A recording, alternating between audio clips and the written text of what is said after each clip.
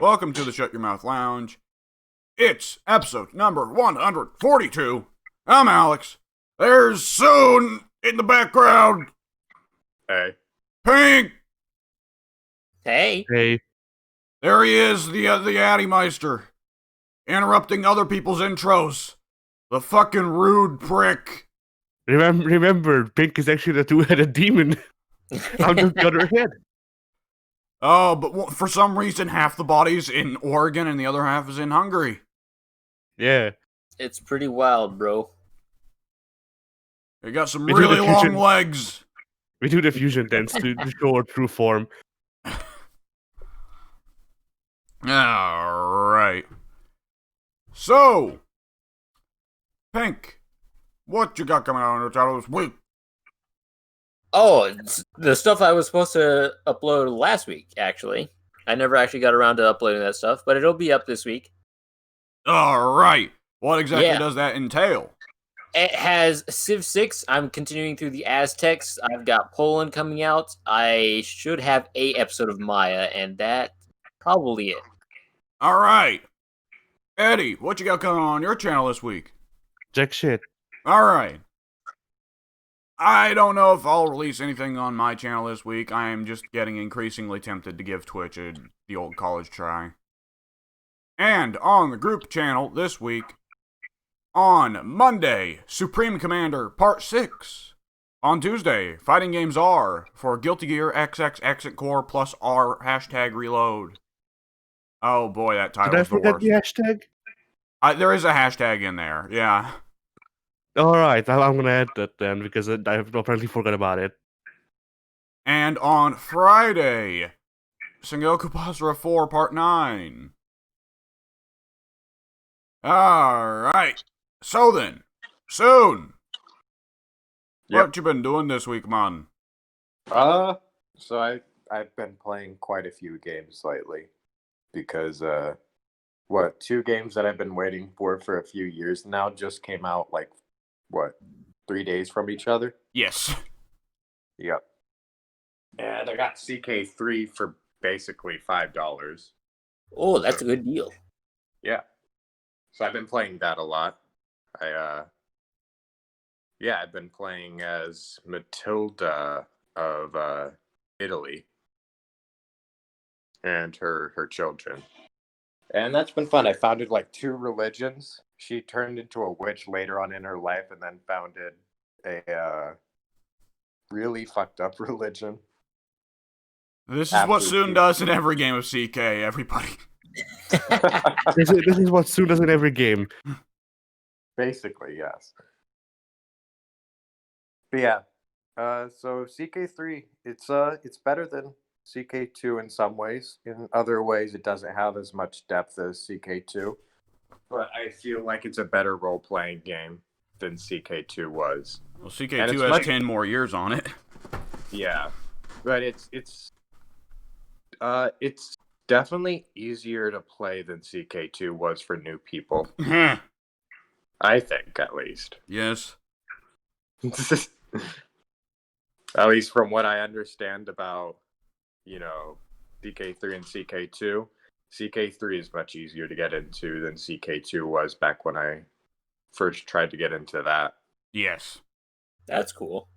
See, when I tried the CK2 tutorial, it went well up until about the point where pop-ups started popping up every 2 seconds, interrupting the tutorial. So I was like, I'll try this again later and not play the tutorial. Haven't gone back into it, though.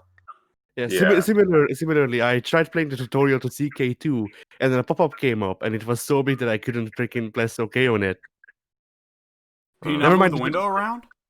You probably had your resolution set to a weird. Well, I it imagine was you have to set- set it- the resolution real too low to even run the game soon. Yeah, the game was set to a really low resolution. Also, the game still ran at 5 FPS. So Doesn't it have a setting to change the UI scale? not from what I could tell, no.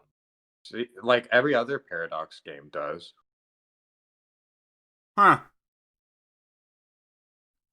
So it'd be weird if CK2 didn't let you change the UI scale. It would, but when you say every other Paradox game, are you including EU4 and Hoi 4, both of which came after? Yeah. Like Stellaris. Well, I've also played Vicky 3, which came before. I don't know if that one had UI scaling. There's Victoria 3? Yeah, or no, Vicky 2. Sorry. Okay. Victoria 2 is fucking old, I know that. Yeah, it's like 2008 or 2009. Yeah. I'll... CK2 is also really old. It is, but unlike Vicky 2, it doesn't have screwed up practices like the patches or DLC. Yeah, that's fair. Like, the more I learn about each individual Paradox game, like, Hoi 4 is good for the people who really want to get invested in that kind of crazy stuff. But otherwise, to me, it seems like Paradox only makes one good game series, which is CK, and the rest is just dog shit. Stellaris is good.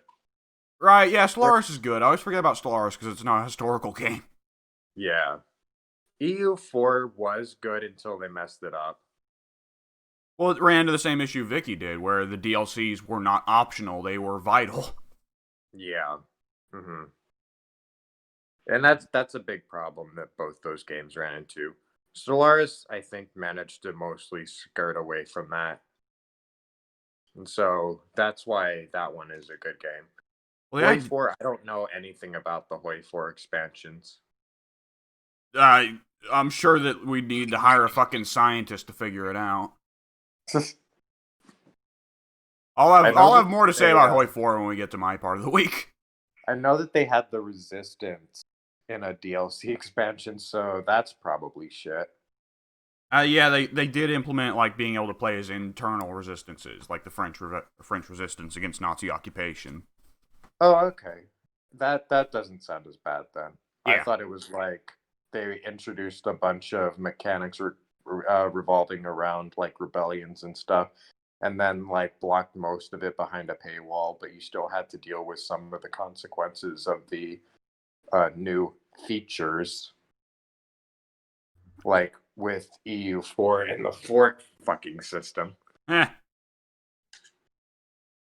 Like introducing a completely new mechanic that makes life fucking hell playing the game unless you get their recently released expansion pack that makes the forts kind of useless. Okay, so I don't know that much about Paradox. Is that a thing of just incompetent developers or deliberately trying to force you to buy the DLC? I don't know what it is. I think the thing with EU4 was they didn't really have much to like sell people on for expansions because they gave you basically the whole world to play as. And EU4 didn't really need expansions, honestly, for the most part. And there's no way to revert your update version back to like 2012. Yeah. So the expansions that they did release basically had to be gameplay changes, and doing gameplay changes with patches is kind of a hard line to it's a hard line to draw. But I don't know. I think the people who do the Crusader King series just have a better understanding of what they should be doing with expansions. Does Paradox have a lot of teams? I think so, yeah. I mean, they're one of the biggest publishers out there now. Like, right, but like, is it CK2 and all them like in-house developed? Yeah, it is. Yeah. So I was asking, like, does Paradox have different development teams? Yeah, of course they do. Yeah. Like, they have a development team for each series, and then they also have, like, I think there's a split between the DLC people and the, like, mainline series maker people. Okay, that makes sense. That really makes sense, because I can always tell when there's weird features in the Paradox game that are DLCs. Yeah. Remember when Lifestyles broke CK2? Yeah, because of the seducing. Mm-hmm. Yeah. CK3 managed to fix that mostly. Yeah, it did. I was really worried when I saw the lifestyle thing pop up, and I was like, oh no! But no, actually, it's fine. Yeah, the lifestyles definitely got an improvement over CK2 in a lot of regards. I think that there's still improvements that they could make, and I hope that one expansion like focuses on expanding the lifestyle system. Hopefully, not in a way that makes it extremely overpowered. That's the only way I can But- see them doing it. Yeah, I know. Like, I mean, for one thing, I want all the DLCs to be just adding new parts to the map, partly because I'm an asshole who wants more part of the map. Right. But it's also because they can't make European characters broken for missing parts of DLC if the DLC is just adding China. Yeah. Oh no, they've added China now, which means you're going to somehow be worse at being King of Scotland. Wait, what? Yeah. But I don't know. I trust the CK team. I don't think that they'll mess up CK3. They've done a good job in almost every regard. Yeah. And they managed to avoid the pitfalls that like Hoi 4 and Stellaris had when they first launched. Hoi 4 had problems other than being absurdly complex. Believe it or not, people actually were complaining that it was too simple Ah! compared to Hoi 3. I could tell Hoi has an entirely different audience. When I looked at the Steam reviews, and the complaints were that it doesn't go down in that game exactly as it did in history. And their complaints were like, "Oh, the Soviets when Germany declares war on the Soviets just surrender. Where's the realism, Paradox?" And I'm just like, is this the same fucking studio that's behind CK, where the idea is wacky bullshit that didn't go down in history? Yeah. This is not a textbook, people. It's less like they want to play a World War II video game, and more like they just want to watch a World War II documentary. Yeah.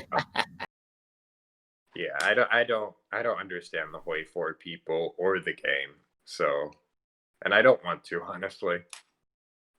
Like, aren't there YouTube channels that are devoted to doing, like, challenge runs of, like, World War II, but Ethiopia takes over the world? That kind of Yeah, thing? of course. Yeah, like Aruba. Well, Aruba kind of got Legend of Total Ward, but before then, Aruba, yeah. Do the historical fans not just piss and shit and whine all over the place? I don't care. I don't listen to them. They on occasion they'll like show up in the CK2 area and be like, "Why is there magic in my historical game?"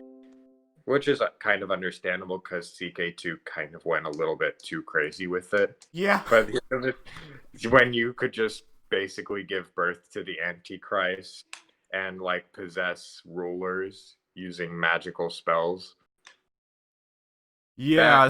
it got a little bit crazy. And you could basically have the Necronomicon. I remember seeing some of that, and I was like, yeah. They did allow you to turn it off, though, right? Yeah, they did eventually, but for a while there, you couldn't turn it off. But yeah, it got a little bit too intense, and then CK3 they completely changed direction and are now trying to do mostly historical. That you can still become a witch, but it's mostly like historical witchery, like messing around with potions and stuff. I feel like they're going to definitely release an expansion on the witches, though, because they're kind of bare bones right now. I know that for my part, when I was playing CK3, which I guess I'll talk more about on my end, but at one point, I got the possession event, and rather than it just being like, "Oh, I'm possessed by a demon, I'm acting all spooky," it instead was my character very obviously had a stroke. Like, it described all the symptoms of a stroke, and then it was like, clearly I am possessed by demons. Yeah, and I appreciate that more than the just straight up magic. Yeah. Because, I mean, back then, magic was the explanation for stuff they just didn't understand. Right. I'm still waiting for the comet event that's in every single Paradox game. The what? The comet event, where a comet passes by and suddenly your people freak out. Ah, okay. Like they even had that in Stellaris, and people were, and like the response was just like, "Oh, cool, it's a comment." But like in EU4, it was like a what's it called? A shoot, what's the word? The thing of doom. Portent. Yeah, portent of doom. And like you could lose like an entire stability point, which was actually really bad. And so yeah, Heh. but yeah, I haven't seen that in CK3 yet. Well, hopefully it's not too common. It was really common in EU4. Ah, okay. Like you ran into it like once a year, once an in-game year, which obviously is kind of fast for Paradox. But yeah, no. And not for like tribal societies, like for full-scale intellectual European or Asian societies. Yep. Okay. Mm-hmm. All right, you do anything else this week? Yeah, I also played My Time at Portia, also using Game Pass. Ah, the game that you said was a lot like Stardew Valley. Yeah, except like 3D. Hmm. And with better graphics, obviously, because it's 3D. Yes. It's very, very good. It's very, very similar to Stardew Valley in basically every way. In fact, I feel like they basically were just trying to make 3D Stardew Valley. Well, the thing is that there's not been a Harvest Moon game in forever, so both of them are probably like, let's make a new Harvest Moon, since they won't. Yeah. I think the new Harvest Moon just came out. Is it Japan exclusive? No, it just got renamed because the developers don't have the rights. Oh, you know what? It was something. I did hear something about like the original guy behind Harvest Moon really loved Stardew Valley, and it lit a fire under his ass to get back to work on Harvest Moon. Yeah, I think it's like Story of Seasons or something like that. The new Harvest Moon is called.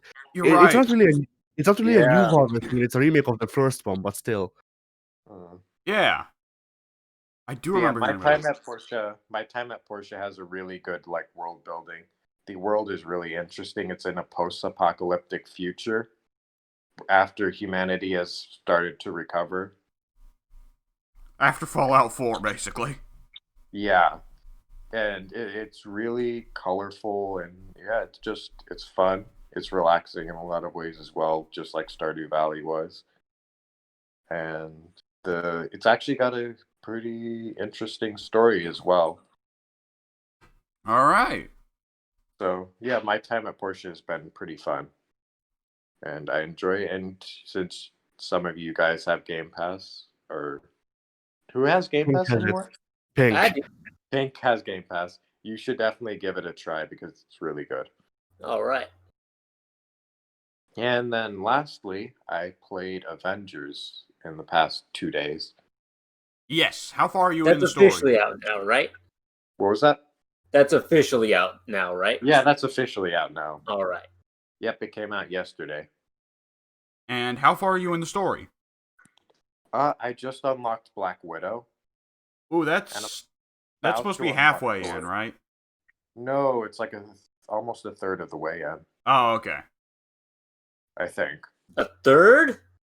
Yeah. They're really spacing that out, man. Yeah, they kind of are. But yeah, it took me a while to get to Black Widow, and then I still need to unlock Thor and Captain America. But yeah, as for the story, I think the story is much like the game, good, but not great. I think that it could be really close to great, but because of certain design philosophy decisions that are honestly baffling, it isn't great. Okay. Like they just put too much focus on Kamala, I guess. And it feels like basically each Avenger besides Bruce gets like one mission where you really see their character, and then they kind of just fade into the background. You say that, though, with the kind of thing thereof, you have only been playing as far as a third of the game. Yeah, that's fair. That's fair. But like Tony Stark, I played like 2 missions as him. The first mission was amazing. The second mission is one of the worst in the game because of enemy spawns. But yeah, the first one is amazing. You're like in his mansion and trying to piece together a ramshackle suit, and that's really, really cool. All right. I really enjoyed that mission. The first Black Widow mission I just got done with, and that one is really fun as well. I don't want to spoil anything on it, but it's really fun and it's got a really good boss fight. All right. So, yeah, I just feel like so far it's been mostly focused on Kamala, and then whenever a new Avenger is introduced, they get like one mission and then they fade into the background. Congratulations, you're here. Go take a seat.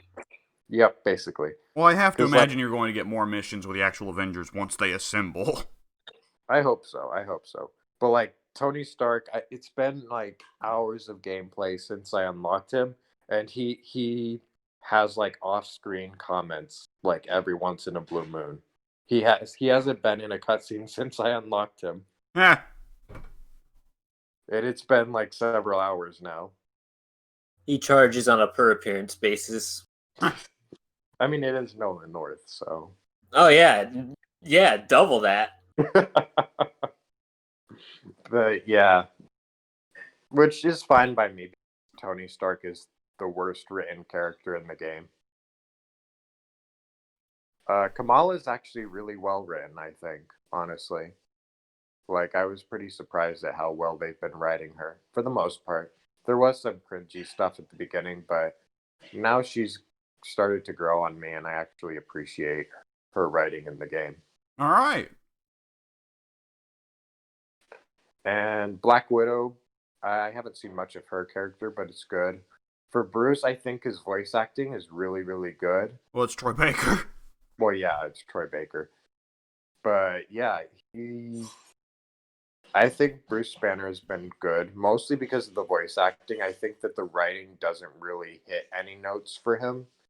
The He trouble just is, kind of, that yeah. Widow and Hulk are both characters that are kind of static. They don't really change much. Yeah.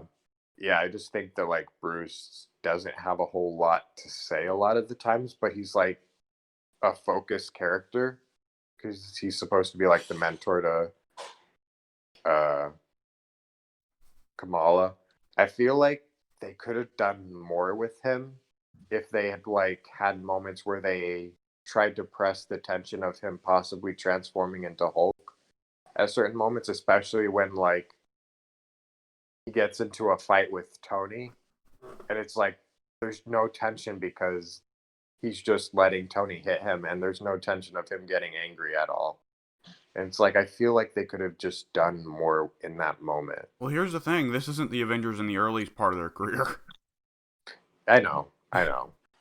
This is I always bitch about them trying to skip the heroes to the later stages of their character, but like that's very much later stage Bruce being calm enough to keep Hulk inside while he's getting beaten up. Yeah, I know. I just wish that they had possibly just pressed it a little bit there. And just, I don't know. I feel like it would have been better for his character. I don't know. But yeah, it's a good game. It's a good game. It gets frustrating at a lot of times. I hate ranged enemies, and I feel like they honestly just need to completely restructure how the ranged enemies interact with the player. And they need to get rid of staggering, honestly.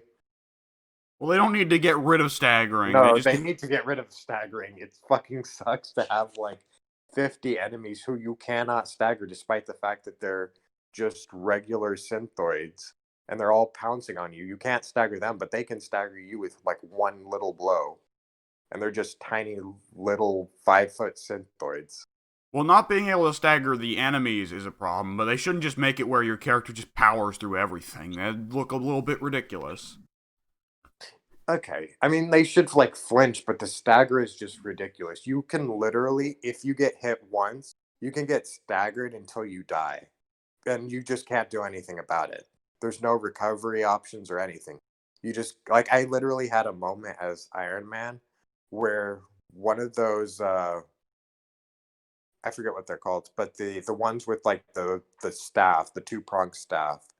Yes, Uh those guys yeah. were motherfuckers in the beta. Yeah, they shoved me, then another one shoved me, and then I got hit by a regular synthoid, and then I got hit by another regular synthoid, and then another one, and then I got shot after I tried to move, and then I died. I would definitely Yeah. agree that they need to make some changes. The trouble is that Crystal Dynamics is a third-person shooter developer, and they have now been Yeah. charged with making a character action game.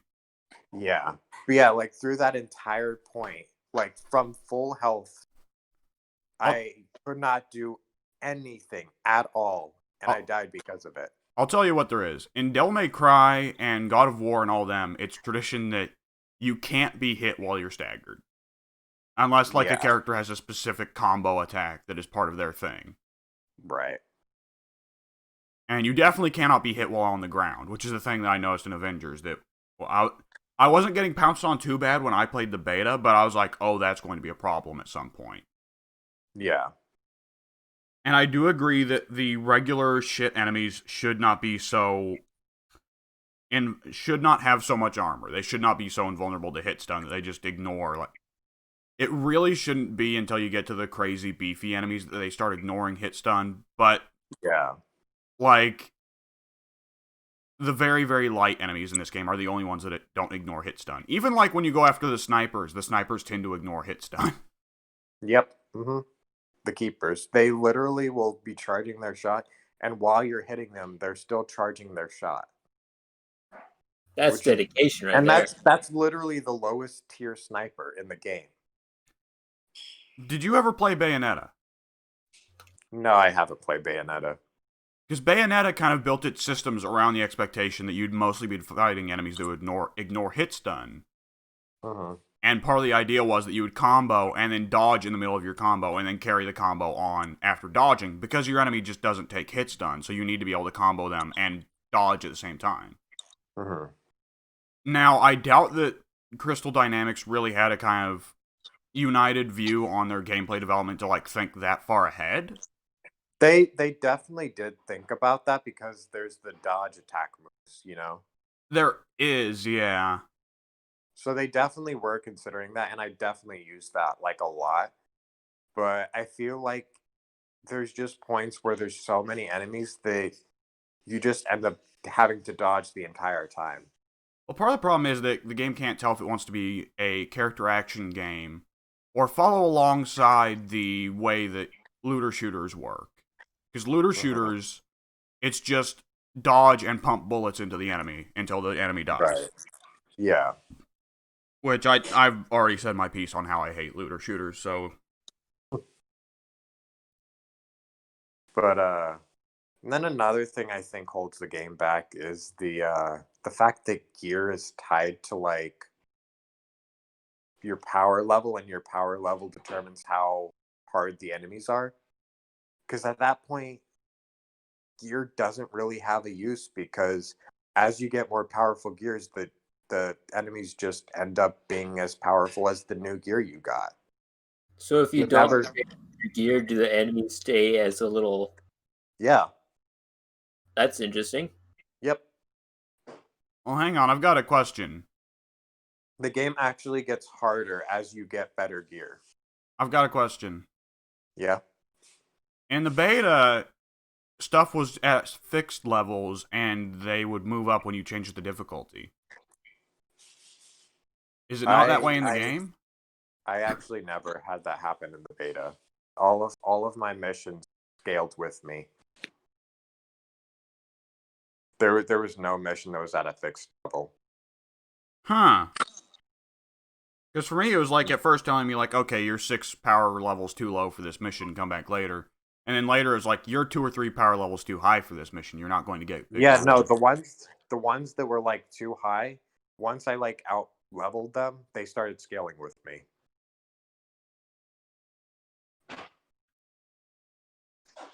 Well, I think I've been vocal in the past about how I don't like level scaling, so... Yeah, the problem is, I mean, I don't mind if it like levels with you, like if it was just based around like a leveling system where you, I don't know, put points into like your stats and then your health like increases with your level. I wouldn't mind that, and then you can like determine gear to make you even better.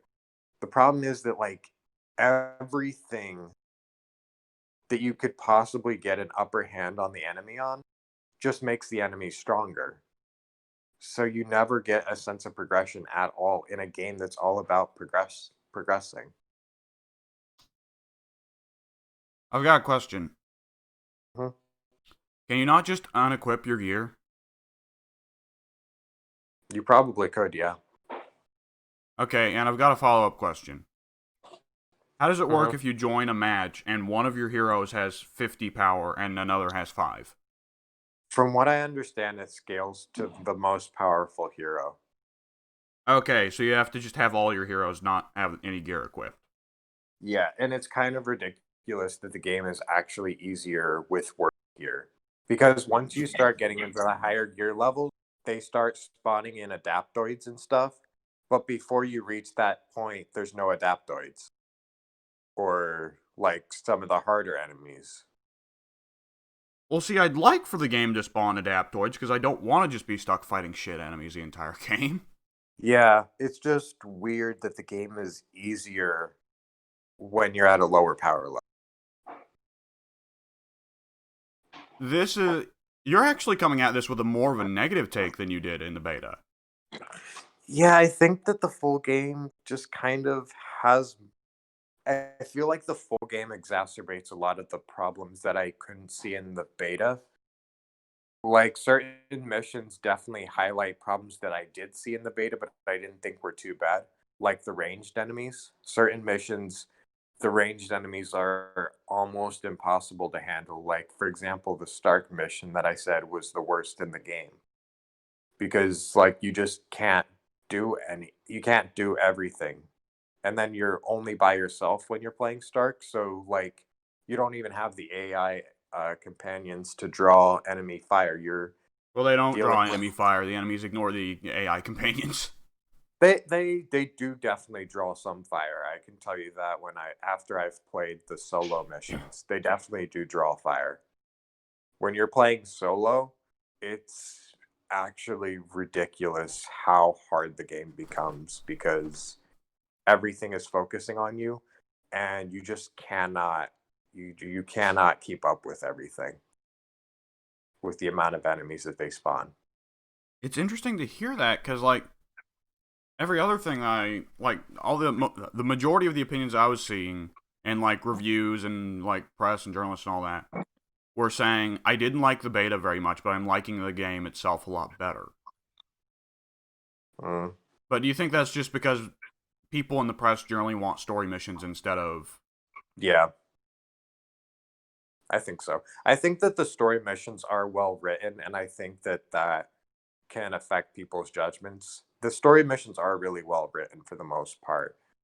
I just wish that they had more to them than they do, but what is there is good. It's really good. It's just like, for example, in terms of content that I think should have been there in the story but wasn't, the you don't see the helicarrier take off. You know, Well, I like can see where that'd be overly taxing on the special effects budget for something that would ultimately be yeah, meaningless. like you spend time fixing up the helicarrier, and then like you go on a mission, and then you come back, and they're like, "Oh, hey, the helicarrier is flying now." Were you doing that mission as anyone other than Tony? No, you were doing it as Kamala and Hulk. Was Tony on the helicarrier when it took flight? Yeah. Yeah, that's Tony being Tony then. Yeah, the problem is that you don't see it, and that could have been a good moment, you know? And I you don't. just don't I see think it would it. have been a meaningless moment that would have wasted money. Maybe. I don't know. This I game just needs to feel save. like, This game needs to save money where it can because they no doubt paid a shit ton for the license. yeah. But yeah, and then when you like get sent to the anthill, it feels like I don't know, it just feels lacking in a lot of ways because the anthill doesn't feel that interesting and the way they introduce it is kind of lame. Isn't it just Hank's lab? Yeah, it's just Hank Slab. Hank's never And- interesting. Hank's never an interesting character. Yeah, and it's kind of clunkily written the way that it's introduced. Like Kamala starts crying about how no other Inhumans are fighting in the Resistance, and then suddenly Hank shows up with his like teleporting Inhuman, and they're like, "Hey, come with us!" And then they introduce them to the Resistance of Inhumans. Well, maybe Hank was spying on them the entire time and just chose to be a dickhead. Yep. I mean, They it's literally- Hank we're talking about here, so that's a genuine possibility.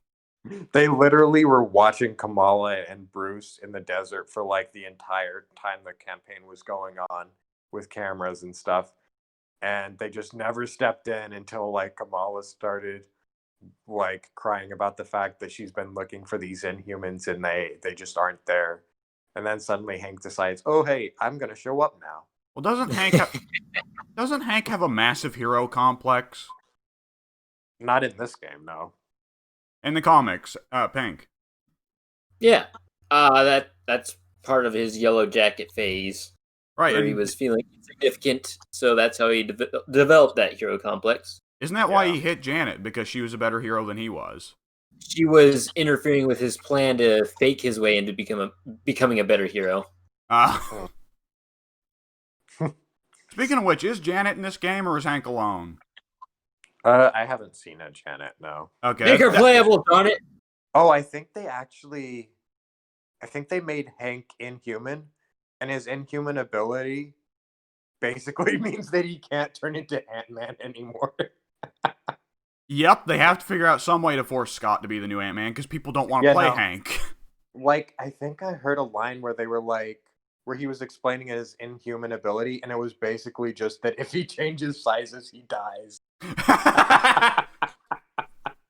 My superpower is this new situation will kill me. And that was just so absurd. Did anyone watch Yeah. the first? Did anyone watch the first of the Rock and Kevin Hart Jumanji movies? Yeah, I did. I was the first I one, did. yeah.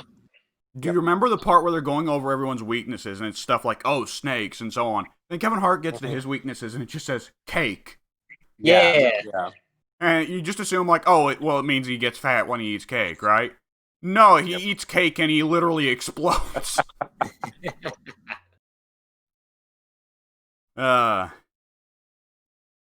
Alright. Well, yeah, they're definitely setting up Scott for Ant-Man and presumably Janet for Wasp, because wasn't she part of the data mining? Soon. Wasp was. They didn't say which Wasp. There's only one wasp.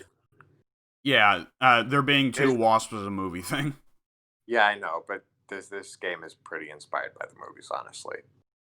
It is, but I think that they've made enough changes that I don't think they're going to be taking after the movies for lore. Yeah, I don't know. I think that they might still, because it would be, I don't know. We'll see. I mean, it's not like Janet's an unknown character to the movie-going audience. It's just that they associate it as Michelle Pfeiffer instead of Evangeline Lilly. Put her in the game as well. Yeah, Michelle Pfeiffer. She's not Wasp, it's just Michelle Pfeiffer. Yeah. But, yeah. Hank's kind of just lame and really badly written. Well, that's Hank for you. So, yeah. And I think I'm about to unlock Hulk. Or not Hulk, Thor. I'm about to unlock Thor, I think. Literally like the mission after you unlock Black Widow. Ha! Alright. Which is kind of weird because they staggered out like the unlock from Tony to Widow by a lot. Well, And they were like, "Oh wait, we got to finish up the story now. Give them everybody." I think the actual answer is there's nothing interesting they can do with Widow. Widow is just the least interesting story in the character in the story. Yeah, It I mean, yeah. doesn't fit thematically with the Avengers lineup in the game.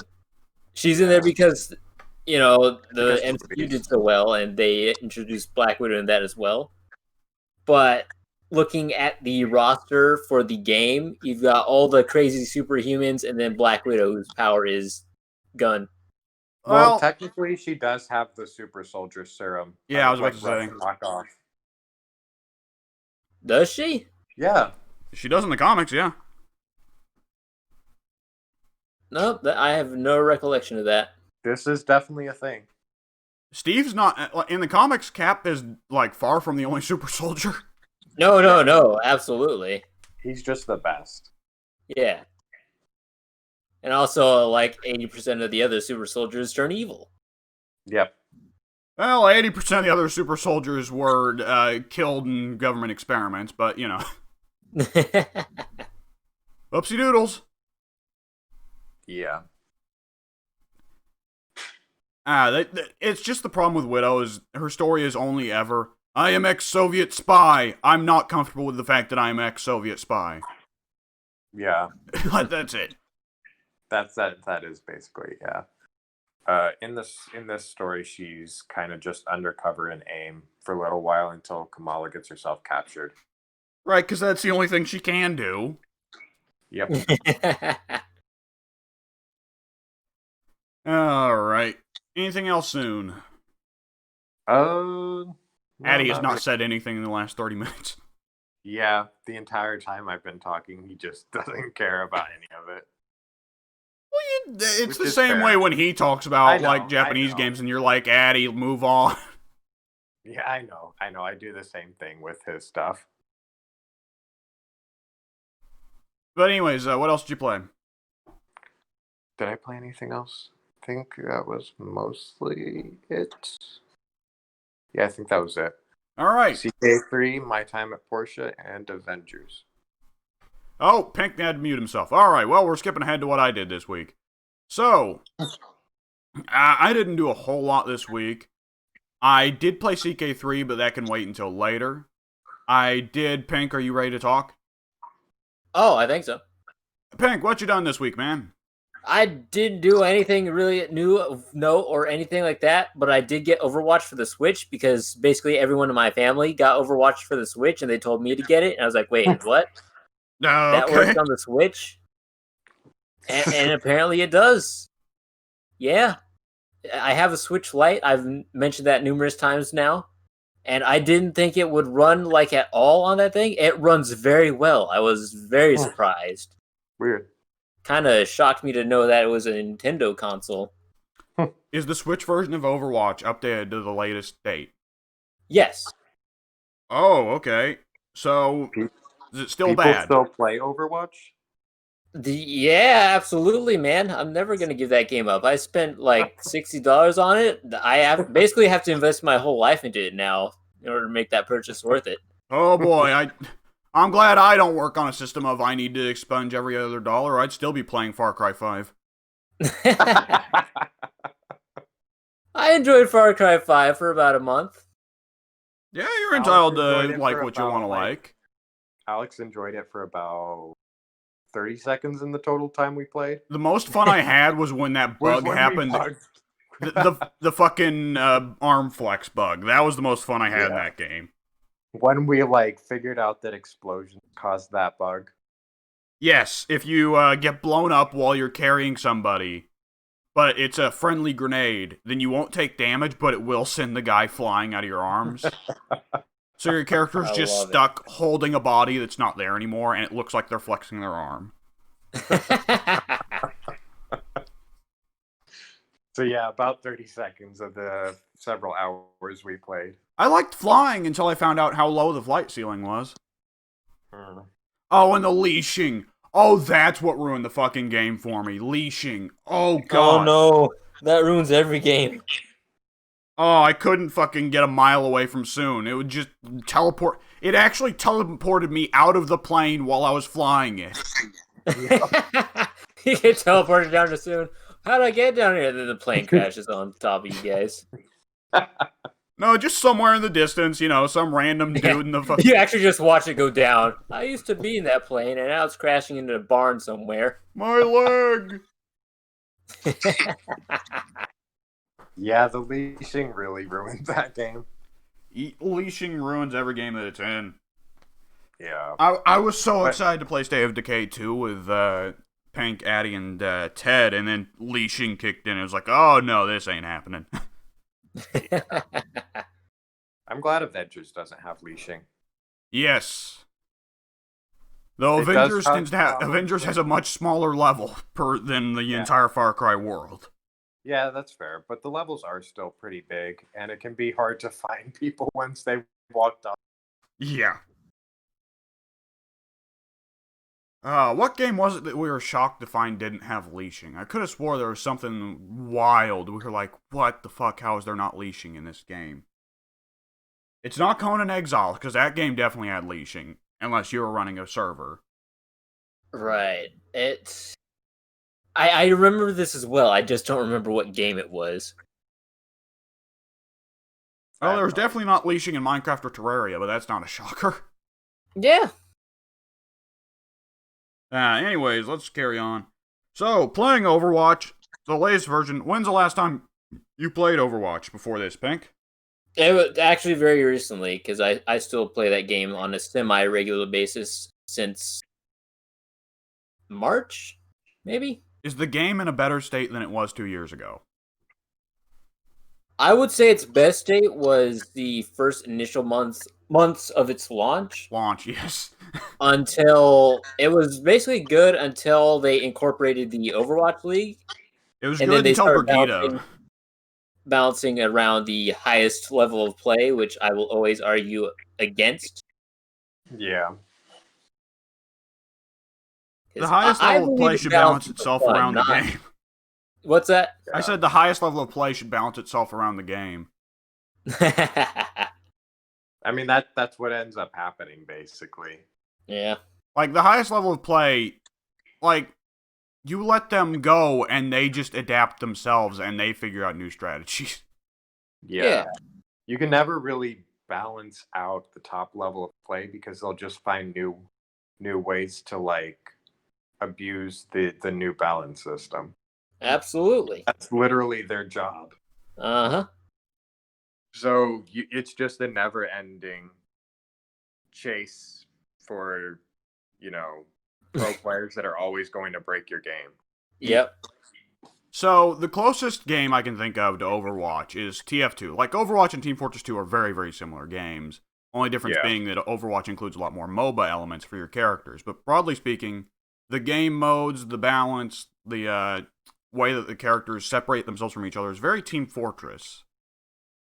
Like, Torbjorn is just straight up the engineer. And the way Team Fortress's pro play goes down, there is a hard team meta. See, there's 9 classes in Team Fortress 2. Mm-hmm.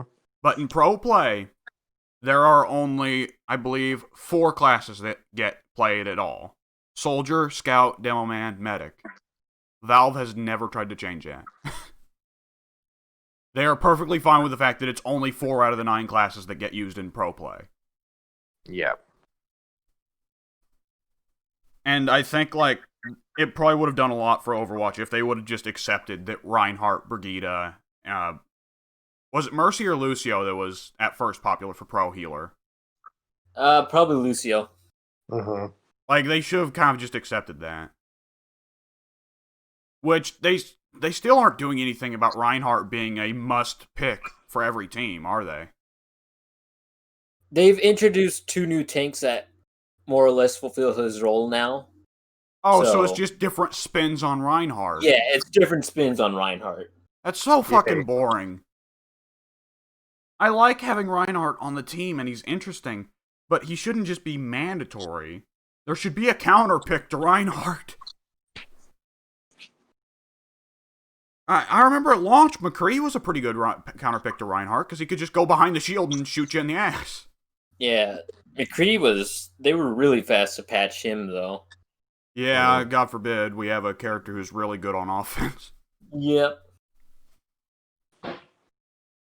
Has Genji any good? Because Genji always seemed like a solid counter pick to Reinhardt. I believe Genji is the top tier offensive pick in competitive play. That makes sense, yeah. Alright, now, has there been, like, how much graphics downgrade has there been for the Switch Lite version? There's a lot when you're up close, like in the menus and whatnot. it kind of, I believe the closest thing I can compare it to is the Marvel Ultimate Alliance 1 graphics, where there are a lot of blocky shapes with a lot of details in those shapes. That's kind of what it was reminiscent of. Detailed But textures, in-game, but undetailed polygons. yeah, exactly. In game though, it's not really noticeable. Especially on a small screen, because the Switch Lite is not particularly large. It's pretty beefy, not like a typical Nintendo DS or anything like that. Yeah. But it's still a smaller screen, and everything actually is conveyed very well through that thing. Like, I was continuously surprised by how good everything looked on a handheld console. All right. Yeah. It was a good deal, and it was a lot of fun to finally have a almost full team of friends to play with. Well, I guess more family would be the proper word because they were all my little siblings. So it was really fun to actually have a full team of Overwatch players that I could shout at from across or wherever they were. What are you doing, you noob? Why you said to kick? Yeah, and it was hilarious because I've played Overwatch since launch, Yeah. basically. That game's gonna be Everyone 5 fucking years old next year. Oh god. Yeah. Oh And Jesus. everyone else in my family, my little brother, he probably had a bit of experience with Overwatch, but not a lot. Everyone else was completely new, and it was just hilarious watching them go through the rookie moves Yeah. and watching one of my sisters pick Pharah and spend the entire match on the ground. Yeah. Pink proceeded to vote kick all of his siblings. Why are you not carry team? Carry I or will kick, never isn't that claim the to be term? best Carry or at any video game ever, unless I'm being super arrogant for funsies. But there were many rounds of Overwatch where I was hard carrying all my siblings. Yeah. Excuse me while I 1v1 Roadhog.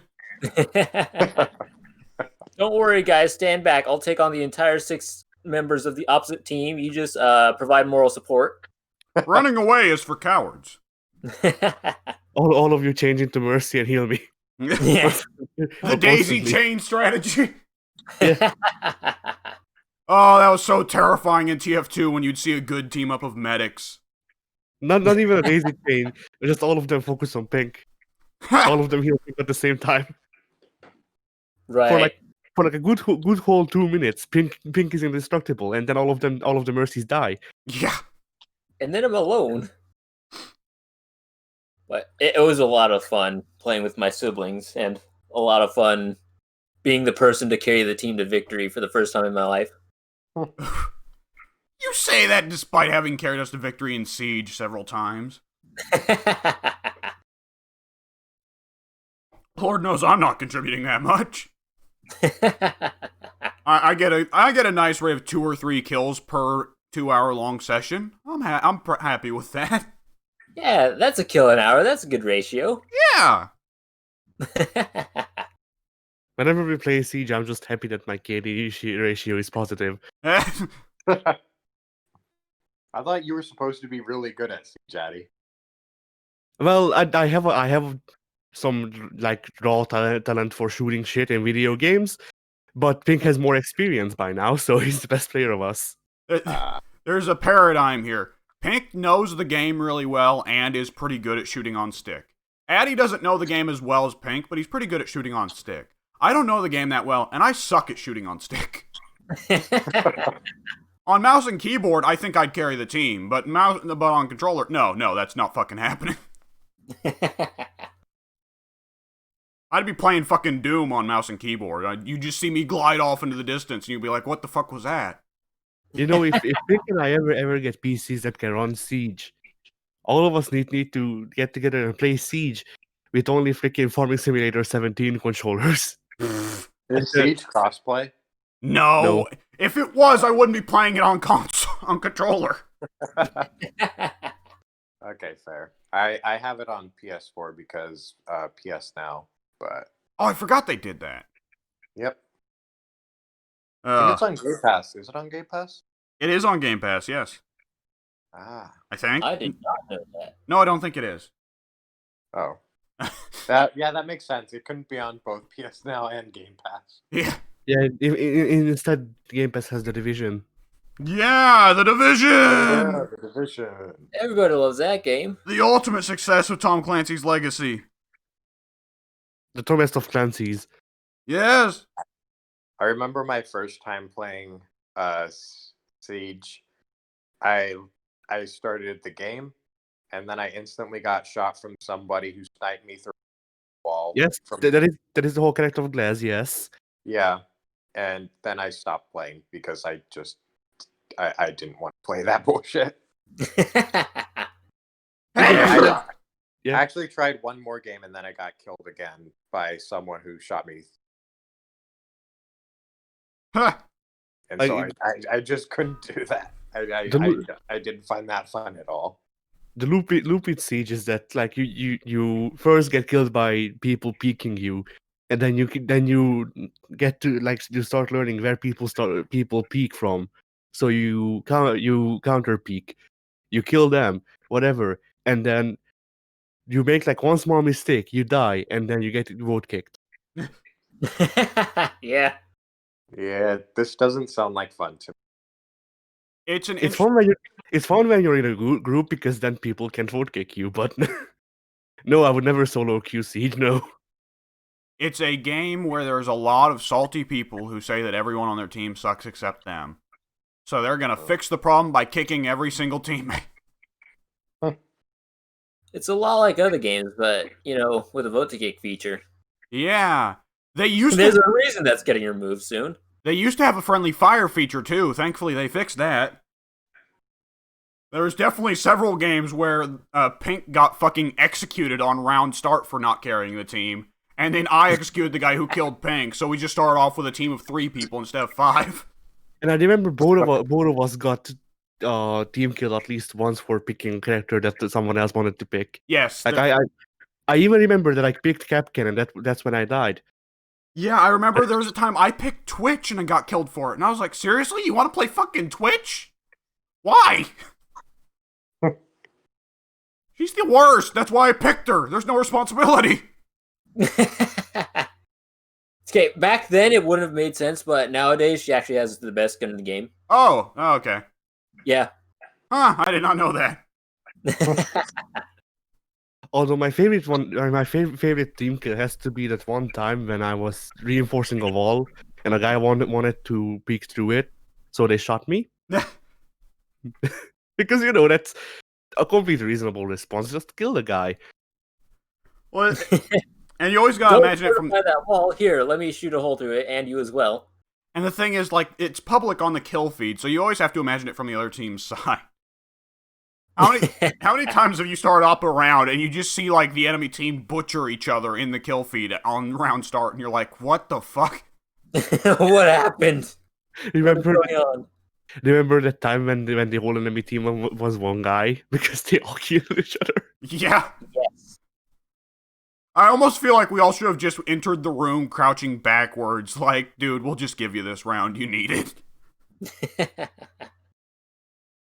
I mean, I think we didn't do that because the one guy who survived was the guy who shot everyone else. So yeah.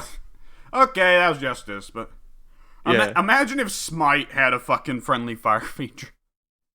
Boy, you wouldn't be hearing so much of wow. Instead, you just have Zeus.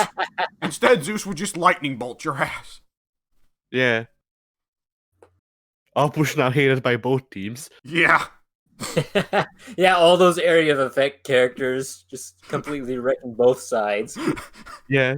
Suddenly people would stop hating Loki. Yeah, Loki would become the most popular character in the game. He's the only one that keeps to himself and kills the right characters. We like this guy now. What if he misses his backstab and hits a teammate with it? You didn't expect that, did you? Truly the god of deception. It was Loki. Loki would just start playing for the other team.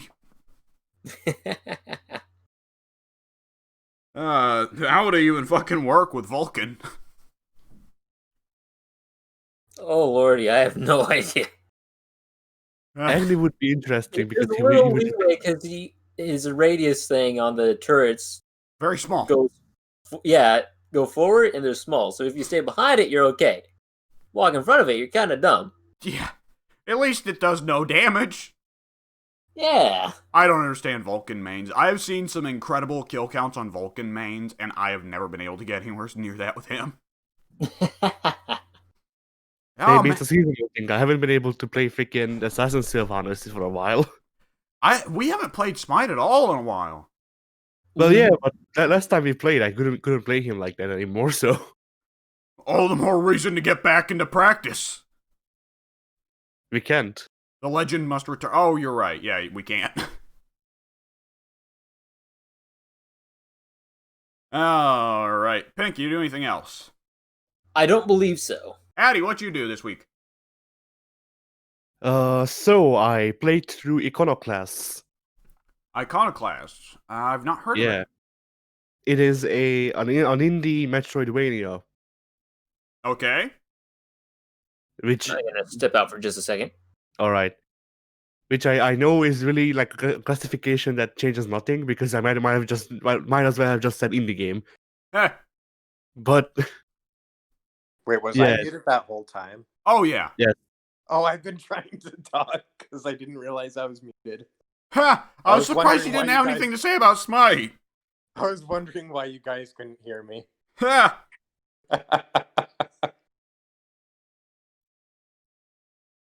Alright. all right. So, you played a Metroidvania. Yes. It is not the first one I've finished. The first one I think was Guacamelee. But Eh. Oh, you finished it in Yeah. a week? yeah. Alright. Oh wait, what? Guacamelee? No, what? I thought you said that you'd finished this one because you said it wasn't the first one I finished. Oh yeah. I did finish Iconoclasts. Okay. I mean, I didn't 100% it, but I did 50% it. So Eh.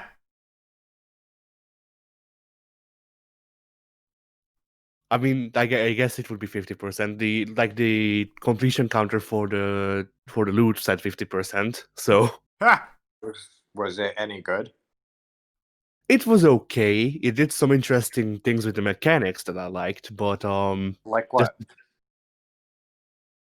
for example, it's kind of like a mix of the best way I can put it is like it's like a mix of Castlevania and Mega Man. I have not played either of those games. Ah, so you have different upgrades for your weapons, or yeah, both of them really. So the main character, she has a gun and she also has a wrench that can be used for melee. The wrench can also be spun to charge electricity, which makes your shot with the gun also be amplified, stuff like that. And so a lot of times, puzzles would require you to use like charged shots with the gun that were also electrified and shit like that to actually proceed. But let me try to remember anything that was particularly interesting with how it was designed. Well, When you say Mega Man, do you mean like you pick up the boss's weapons after you kill them? well, kind of, but not really. It's you pick them up in the area before the boss.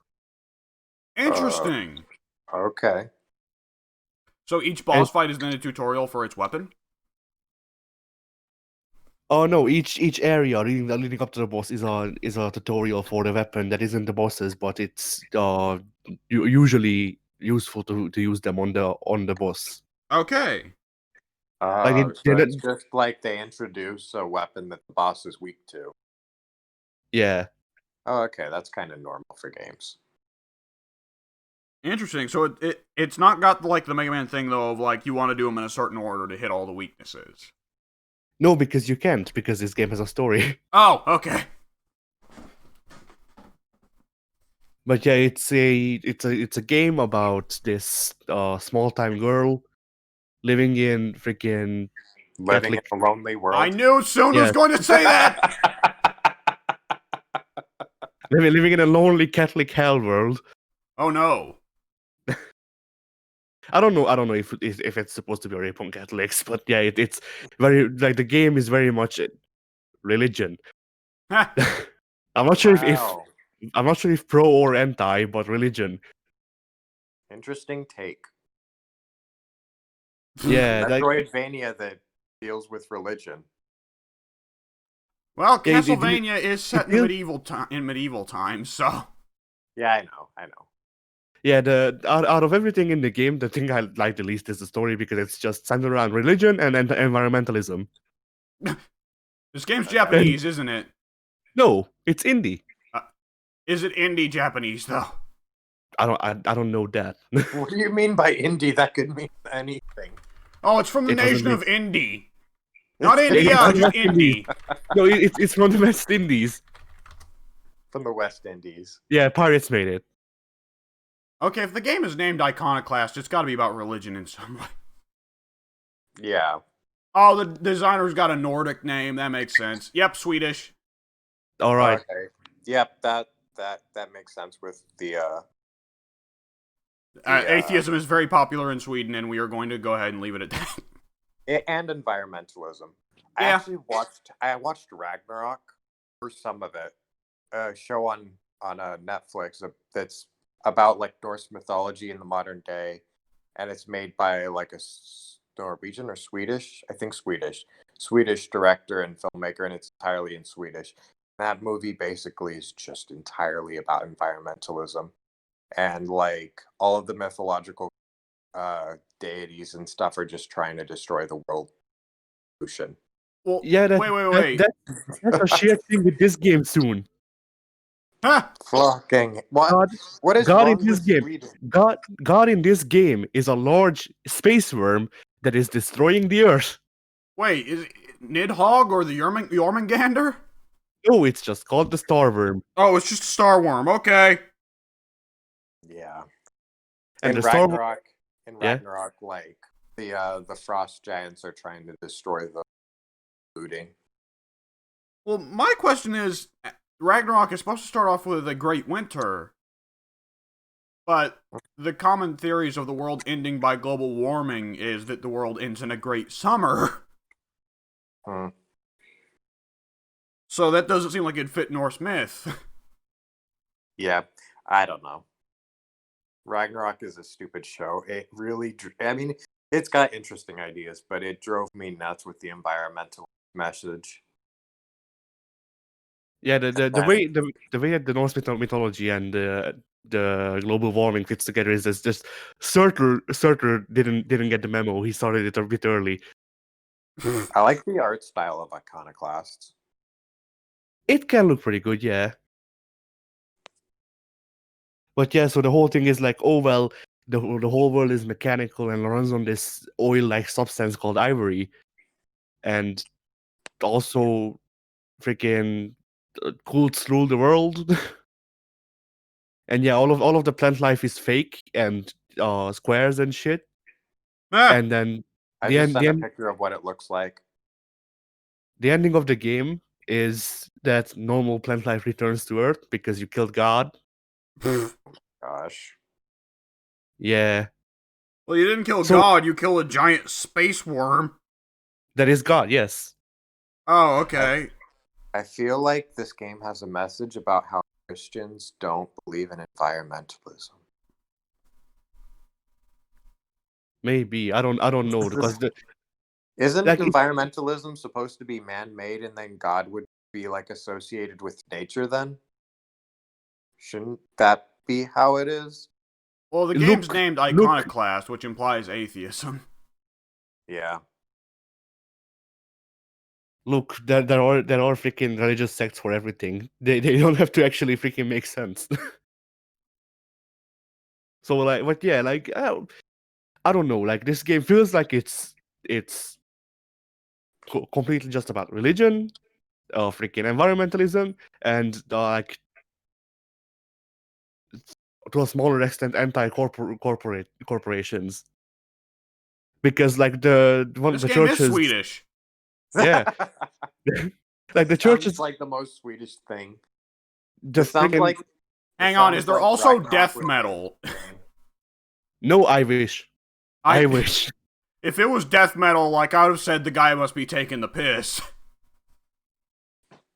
But like genuinely, the tinted windows on the church in the first settlement that you go to is the Google Chrome freaking launch icon. So yeah, some of the characters are fine, but sometimes it feels like it's also trying to push an agenda. In that, most of the powerful characters. Everyone's trying to push an agenda. I don't give a shit about that. Yeah. I mean, if they want to push an agenda, that's fine. Just push it good. Yeah. Because like the only two male protagonists, one of them is a freaking sexist asshole. Protagonist?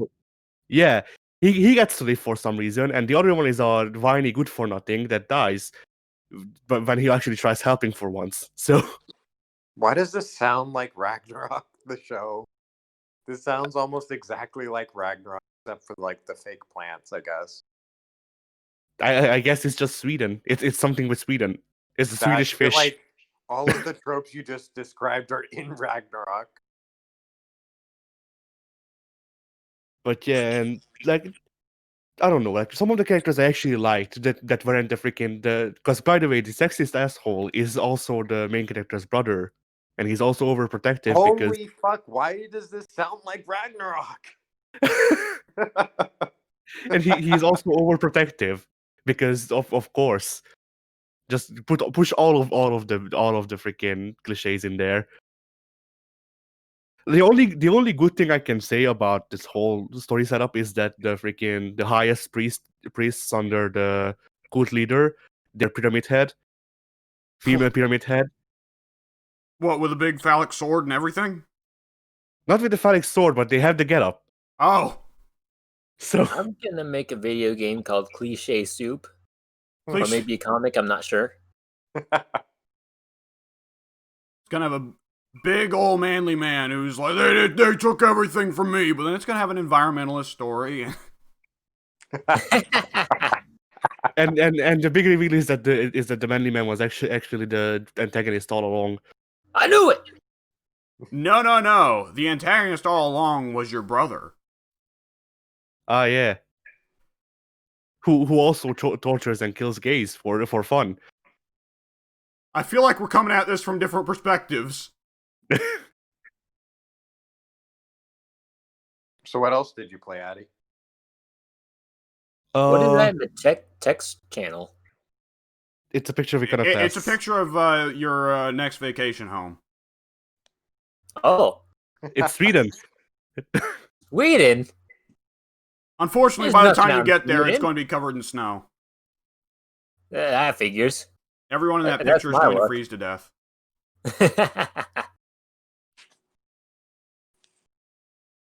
I love the snow, but I hate the snow. But I love the snow. That's the struggle of being an adult, right there. Yeah. When you're a child, it's just I love the snow. The end. End of sentence. As an adult, though, with an adult with the responsibilities, you're like, snow. Yes, I love. Oh no, I have to drive in that. Well, I don't think even kids are going to much like snow anymore, because they're thinking after this year, like this year's proved that they can still do school even without actually being at school. So they're thinking that this is probably the end of snow days. It's complicated because I don't see school systems having a dedicated system in place to a point where, hey, if the schools have to shut down because it's snowing, let's just turn on all our laptops and all our work's right there ready to be done. I mean, it's possible, and I think a digital way of learning is a way of the future anyway. I just don't know if it's going to come about as quickly as it maybe should. I don't think a digital learning environment will ever take place. I think that coronavirus showed that that's not really feasible. Because that is true. The thing is, if it saves, handle it well. If it saves a lot of money, it won't matter what's efficient. What matters is what saves a lot of money. The problem is that kids can't handle it. They don't develop properly in that environment without like surrounded. They need the social environment, and that's why there's been such a big push to get schools back in, is because the kids are not doing well. That is very true. Well, I know some teachers, and the kids are like begging to go back to school because they are not doing well, just sitting at home. Here's the thing. It's hard to learn stuff on the Yeah, computer. it is. You know, It is. It's not the same. Well, here's the bigger thing. I was online schooled from like 4th grade to 11th, right? And in online school, the thing is that they still need to prove your attendance to the government, right? Right. Yeah. So they can't actually get you to come in and sit down for a lecture, though, because it's online schooling. So instead what they did was just, oh, you have an assignment or a quiz every day or every other day. Oh yeah. Yeah, that's how online schooling always is. And then it ends up being like harder. The classes are harder online than they would be like if you just attended class. Massively. Yeah. Which, like, kids need to pass high school and get their diplomas, and the majority of kids have enough trouble doing it in person. Giving them a shit ton more tests and papers to do is not going to encourage them to get their diplomas. It's going to encourage them to drop out. Absolutely. Yeah. And that'll mean less money for schools if they have lower graduation rates. And it'll mean there's higher more dropout. laborers running around without diplomas in a time where you can only get a job if you've got a bachelor's. Yep. And so there's no way that like digital education is the way of the future. It's just not possible. Even if we made the advancements in infrastructure and everything, it just doesn't work with like it just doesn't work in a lot of other ways. Yeah, I mean, very it can true. it can work though soon. We just There make are that- some things about it that can work, but there's a lot of that can't. Yeah, right. And with that No, being said, guys, I actually got it now. Guys, so- it can work because we just make the economy collapse and we just return the Yeah, feet. that's a good idea. We're halfway there already, so We just Mad Max it up for a little bit, and then we're going to be good. Yeah, Yep. that'd be great. All I right, don't know. I gotta take off now. All right, later, Pink. bye. I think. I don't know about you guys, but I'm going to go ahead and start up the cult worshipping tires right now. Ah, Hail to our tar god! let me get out my pyramid head. Yeah! He'll be The our whole guy. executioner.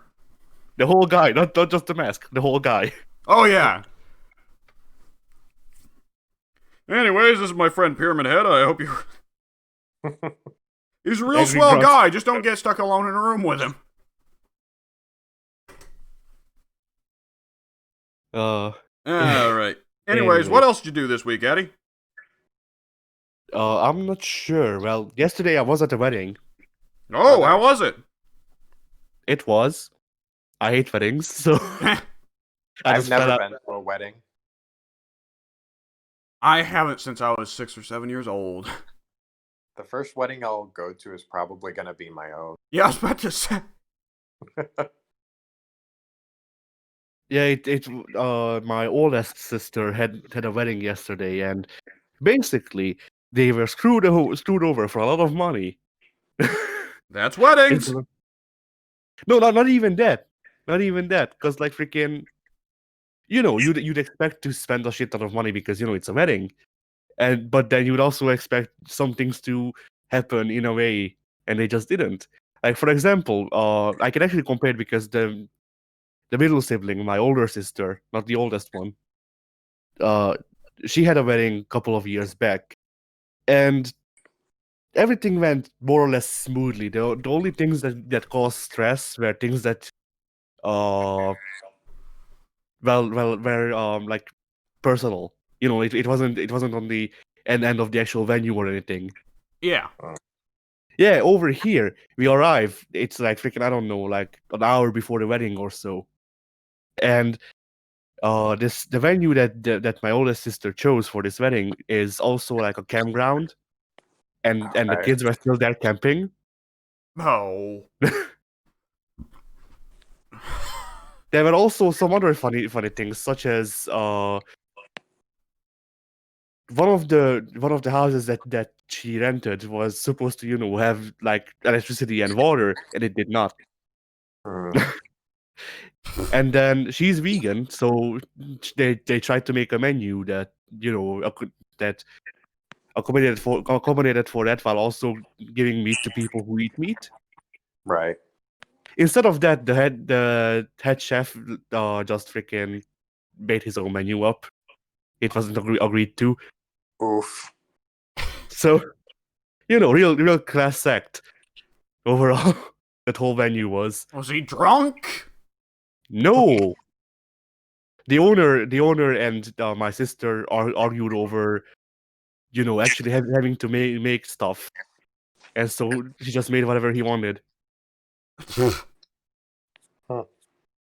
So wait, it was the owner and your sister. So did the owner tell him just make your own shit? Yes. Okay. I was about to say that sounds like really like how could a chef get away with doing that? Now it makes sense. Yeah. So But I mean, yeah. the Go ahead. owner let people stay when there was supposed to be a wedding. He told the cook to just do his own fucking thing. He did not set up the water in one of the houses. And from what you described, he was screwing you for taking lots of money, but not actually helping you set up the wedding. Basically, yes. Dude, What, like- every time you describe Hungary, it sounds like you're just like everyone around you is just all massive fucking. I'm not making a statement about Hungarian people here. Let me clarify that. But it sounds like everyone you run into is a scam artist. I mean, that, sometimes. that basically is Eastern Europe in general. Yeah, Okay, so I was sometimes- trying to not sound racist, and then soon just fucking went for it. I'm not the one with an Eastern European girlfriend, buddy. I ain't answering for that. So sometimes it does feel like a lot of people are assholes around me, but I've also met a lot of good people, like the high school that I actually graduated from. They're still like trying to push me to actually go to university, even though I don't know what the hell I do there. But at least like that, they do it out of the good of their heart and stuff Yeah. like that. So it's not all bad people. It's just Yeah. a lot of people are bad. Yeah. But yeah, so that I also think that the like actual wedding decorations weren't up until like freaking I don't know, like 15 minutes before the wedding. Okay. Yeah, Admittedly, But if you I got mean- some hard workers on the team, that's not that bad. Yeah. they weren't. Oh. It's Well, yeah. sounds like a real good wedding. Real good employees. Yeah, real good employees. I mean, like what really makes the wedding enjoyable is the people there, honestly. Yeah, that's fair. Yeah, we didn't know half of the people there. Well, okay. Yeah, Well, because that's the problem with bringing two families together. Yep. it wasn't even that from our family. It was only us, like I 3 see. family friends, and then yeah, that's it. Ha! Technically, they were also because we're actually half siblings with my 2 sisters. So 2 families from their father's side came. So technically, I guess they're family. But like those are all the people we knew, and then other than that, it was just people from the other family and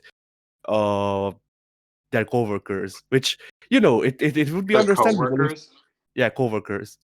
Ah, okay. Oh, okay. I thought you were referring to the coworkers.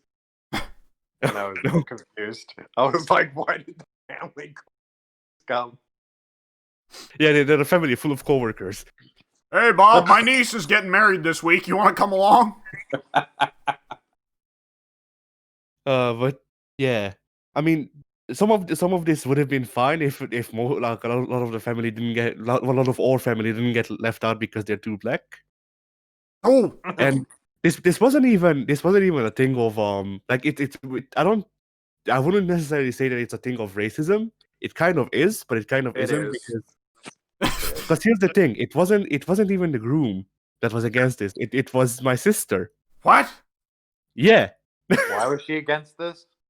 she didn't want any of the more Romani people around because This is racist. yeah, she is kind of racist because She's she's very trying to racist. Kind of she's racist. trying- She's very racist. she's trying to uphold this image of actually being like middle class or like upper middle class to rich. She's racist. That is super Yeah. racist. Oh, sweet Jesus.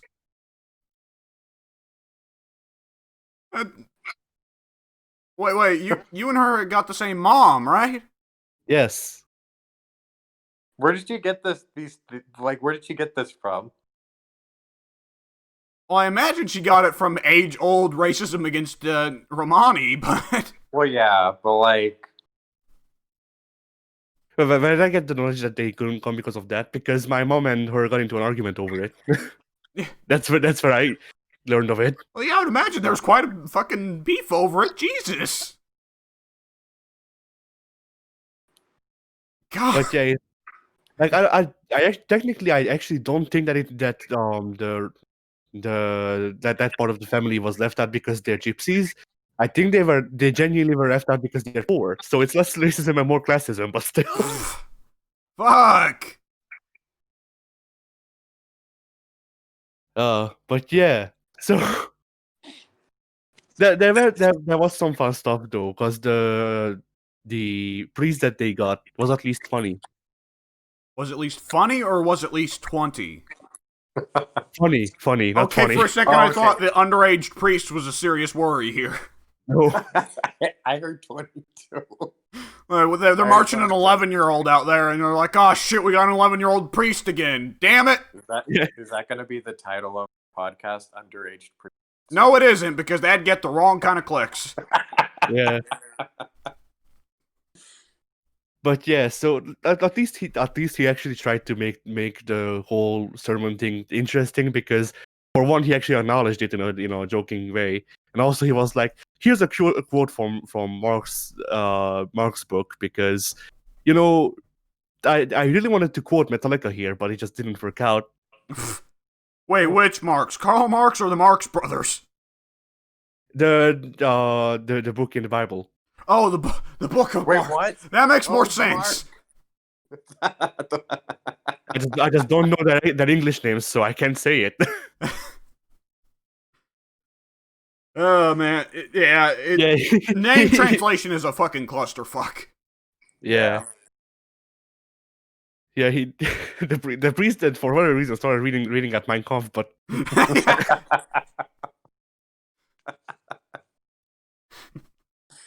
As it says in the great book, we must move the land ownership from the bourgeoisie to the proletariat. Oh shit, wrong book.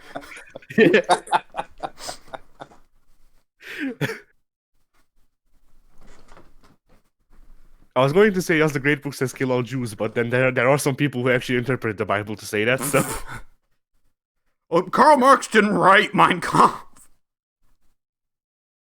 no, I was segueing from Marx to Hitler. Ah, yes, the obvious segue. Yeah. Yes. Definitely no beef between those camps. Nope, not at all. All right, you do anything else, Eddie? Oh no, not really. All right. What did you do? I did not do much. I did two things that Addie is not going to give a shit about, so I'm sorry, Addie. The first thing I did was for one of my 2 film literature classes that I am taking this semester, I watched Roman Holiday.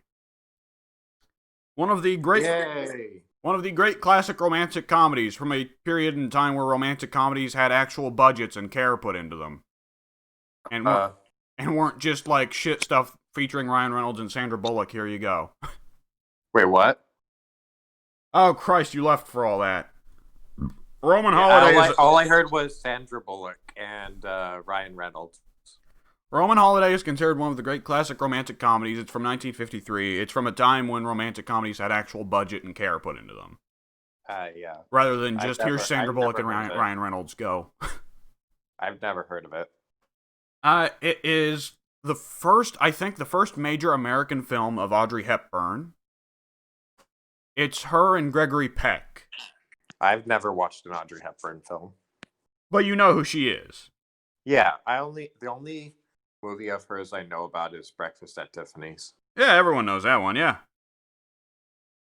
So, for one thing, I want to say Gregory Peck was an actor that I knew of, but I only knew of him as his iconic role of playing Atticus Finch, right?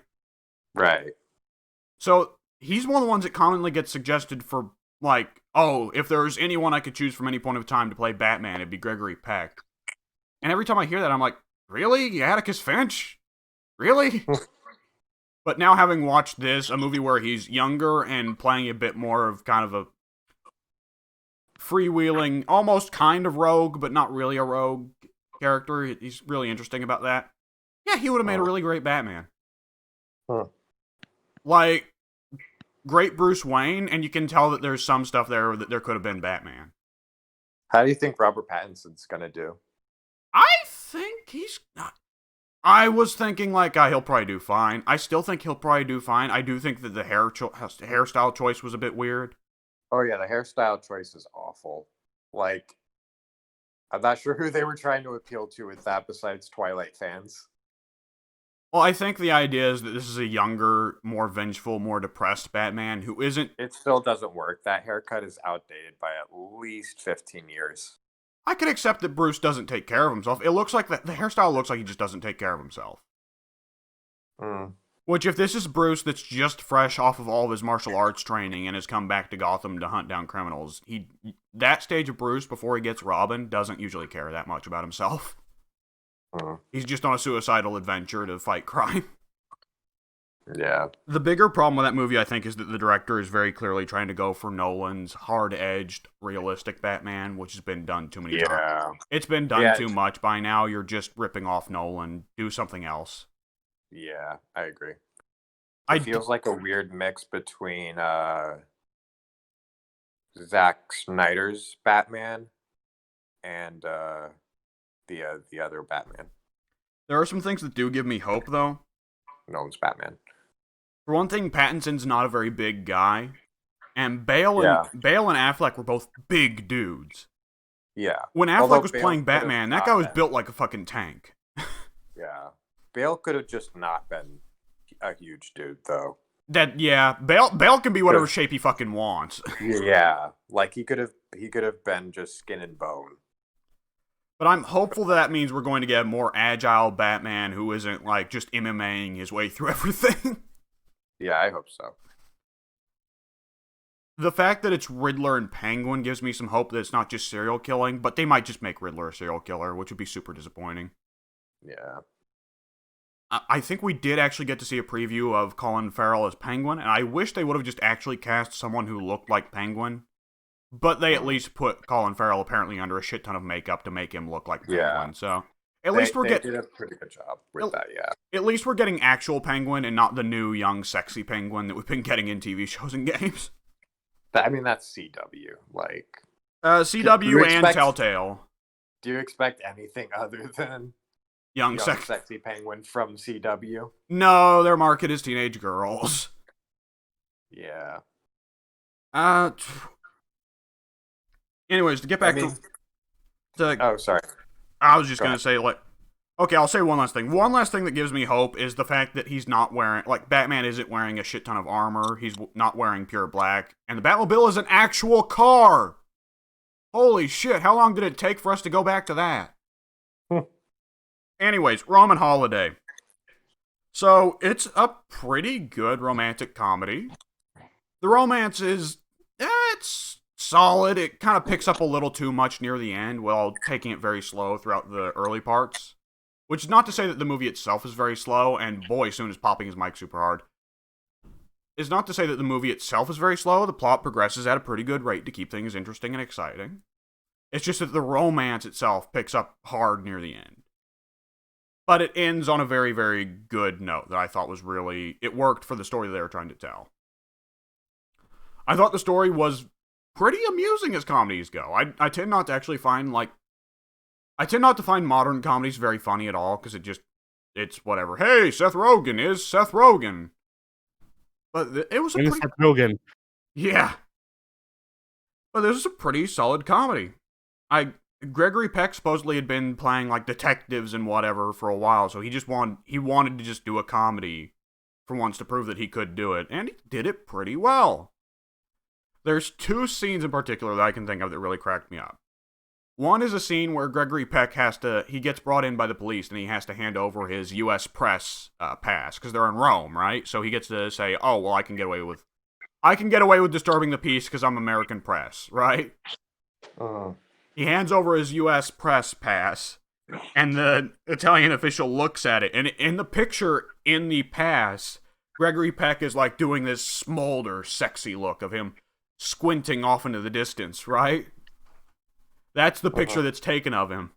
And then it cuts to Peck, like, right next to the Italian official, trying to do his best to imitate the look to show that it's him, but, like, really awkwardly failing at it.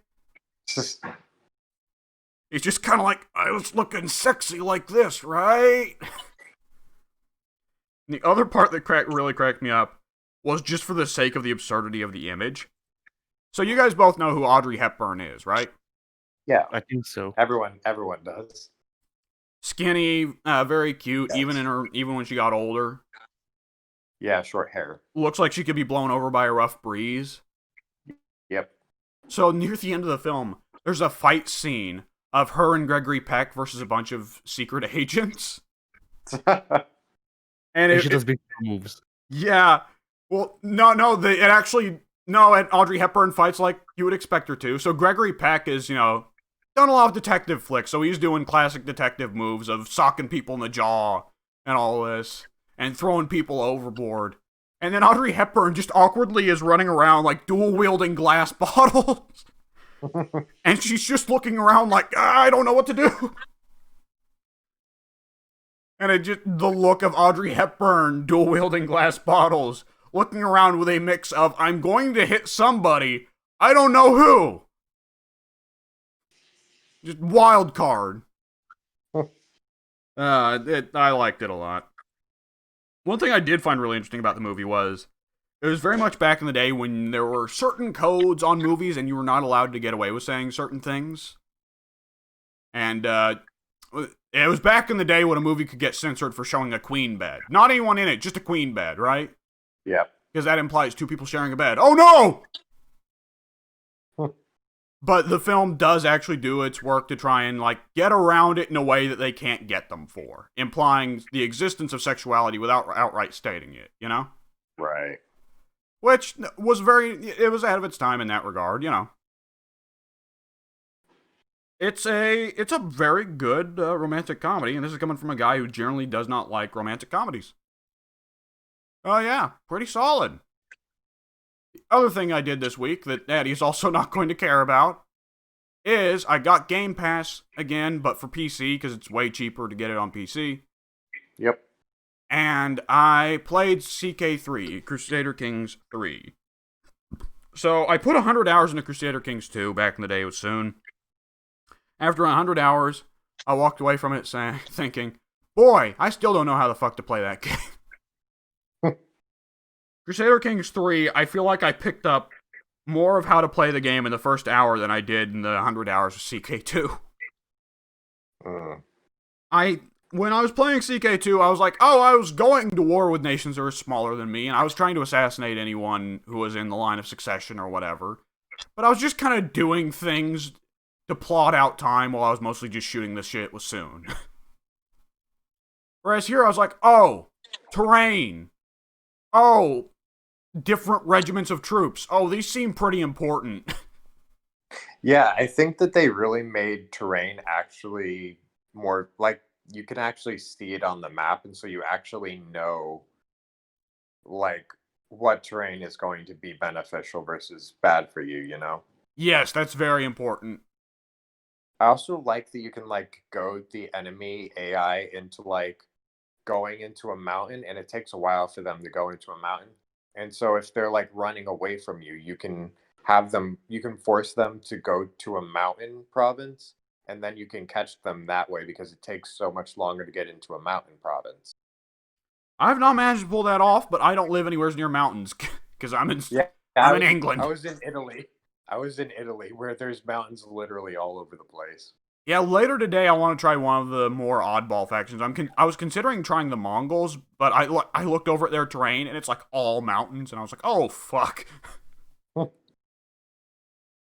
That's a pretty solid. They did a good job of making it more accessible. They did a very good job of making it more accessible. Yeah. The decision to go with animated models instead of the porthole models was a really strong one. Oh yeah, very strong. You can actually tell like who people are now. Yes. By their pictures, not by their names. Yeah, that was a very strong problem in CK2 of like, here's Richard of House Branthwaite. Here's David of House, I don't know, Burkle. They look identical. Who the fuck? Yep.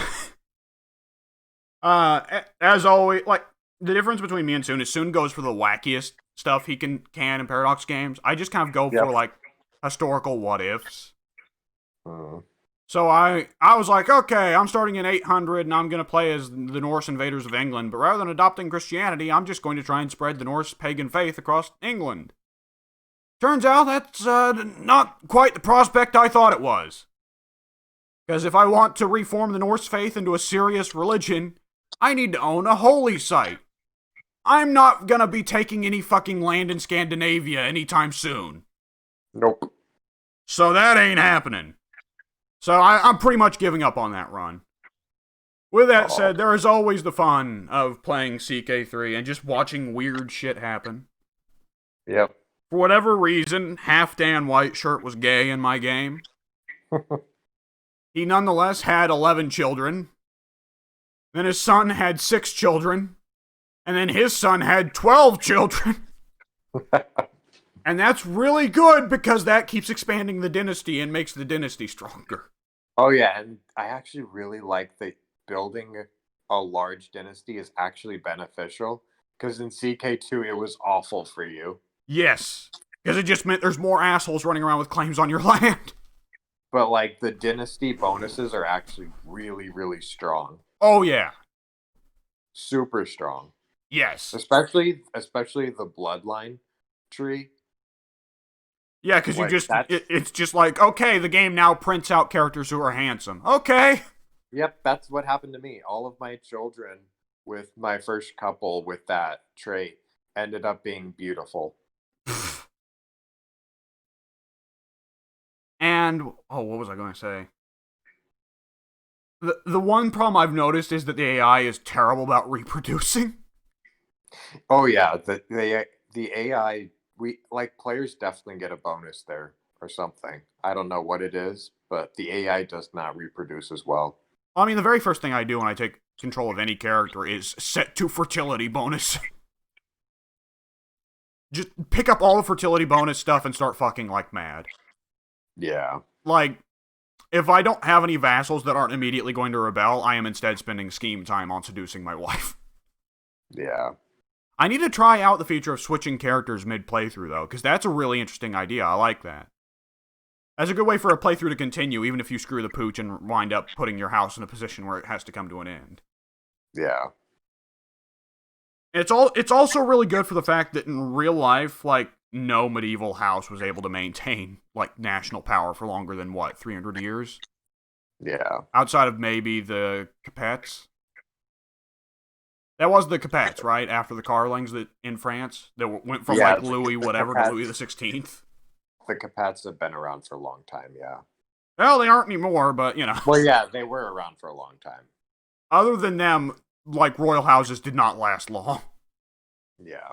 I mean, how many times did England change royal houses in the space of 500 years?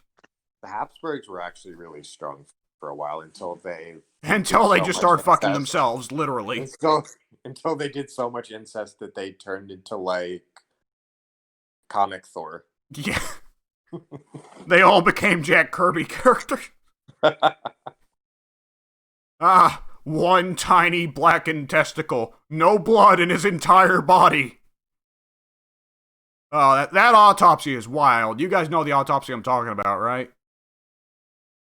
I think so, yeah. No.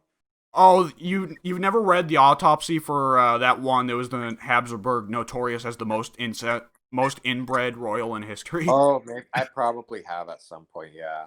Yeah, the Austrian ruler who was most notorious for being the most incest. Yeah, well, I mean, I'm sure he used that too. He didn't conceive any children because one blackened testicle, but, you know. Yeah. There's actually a perk in CK, where there's a feature in CK3 that you can get where if you do so much incest, if you do so much smart incest, you eventually breed out all of the bad traits, and What do then you mean smart incest? Well, yeah, I was and then about your to say, that's children. not how it works. Sorry, yeah, but like if you breed them correctly and you like avoid the bad traits and only breed the ones with good traits, then you eventually get the pure blood trait, and then you can't get any bad features or bad traits from incest. That's not how it works. Actually, it does work that way. They've done experiment on mice, and it takes like 13 generations, but it eventually does happen. The issue is that after like the 5th generation, the mice start eating each other. But eventually, it does end up happening around the 13th generation in real life. I don't believe you. I mean, I'm sure I could pull it up right now and send it to you. Alright, anyways, to get back to CK3. Yeah, I noticed there was a problem with the AI when I looked over at the King of Sweden and he was 50 and had no children. Like, and he didn't have, he wasn't infertile. He's just 50, didn't have any kids. He was a giant and so was his wife, so it's not like there's problems. Oh, man. I like that they implemented the giant and dwarf traits. That's really nice. That wasn't there in Yeah. CK2, right? Yeah, they were there in CK2. They just had no effect on how your character looked. Oh, okay, because it has massive effect on the appearance now. Oh, yeah. I really like how they did diseases and wounds. Yeah, I like that too. And some of the stuff, like, isn't it like, shit. Like, some of the effects are just, like, scaly. Oh, and the character just got scaled skin now. Okay. Yeah. And then, like, if you get disfigured, you start wearing a mask. Yes, I noticed that because they look cool as hell. Oh, yeah, it looks super cool. But, yeah. Another thing is, what was I going to say? Oh, yeah, I really like how battles actually have consequences now. Like, during a battle, like, 5 characters will die. Oh, yeah. I remember that in five CK, actual- that the characters involved wouldn't die. Yeah, like, actual characters, like people on your council, will just up and die in the middle of a battle. Yes, I know. I noticed that, and it became a problem when my best vassals were just like, oh, dead. Okay, well, shit. Yeah, I actually really appreciate that. It makes you consider war and battles a lot more. Never made me consider it just more, it's just made me more regretful. Yeah. I will say, there's some stuff where they need to add a casus belli for. Scottish raiders came down and kidnapped my son, and there's not a casus belli for you imprisoned my child and refused to ransom him back. Yeah. You don't even have to worry about that if you play outside of Europe, though. True. I mean, well, I was playing, like, 800 era fucking Halfdan. He doesn't need casus belli because he's not even a kingdom. Yeah. He just, fuck it. I'm coming for you, motherfucker. Yeah, the pagans can just kind of, or the pagans and the Muslims can just conquer counties whenever they feel like. Yeah, it's just like, they can still use casus belli. Like, don't they have to spend piety if they don't have a casus belli? They have to spend prestige, I think. Something like that, yeah. I know Africans have to spend prestige. I don't know about the other pagans. Yeah. And I have one quick question. Or fame. Fame it's called now. Yeah. I have one quick question. Do courtiers do anything other than loiter around waiting for you to give them something to do?